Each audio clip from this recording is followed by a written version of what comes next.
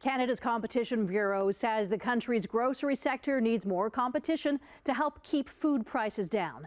And as Eric Viana reports, the sector is controlled by large players and needs government assistance to encourage new independent stores to bring down prices. Today's highly anticipated report was the result of a probe launched last year when concern over food prices hit a boiling point. The report states the obvious. We need more competition. And I think the question is, how do we get there? How do we actually create a more competitive market? The Bureau found that consumers are paying the price for that lack of competition. Since 2020, the amount the average family of four spends on food annually rose from over $12,000 in 2020 to over $16,000 this year.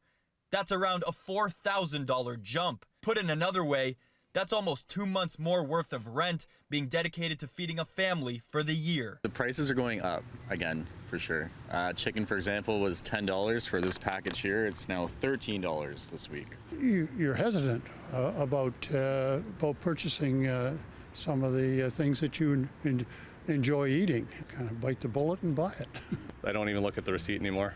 It's $80 every time for a couple vegetables, a couple cans, and some chicken. The Bureau recommended 4 broad policies today aimed at creating competition in the sector. They are to establish a grocery innovation strategy aimed at supporting new types of grocery businesses, encourage the growth of international grocers and independent grocers, mandate harmonized unit pricing requirements, which will make it easier for consumers to comparison shop for deals, and limit property controls, which currently makes it difficult for new grocery stores to open. Independent grocer Marilou's Market says competing against chain grocery stores is challenging.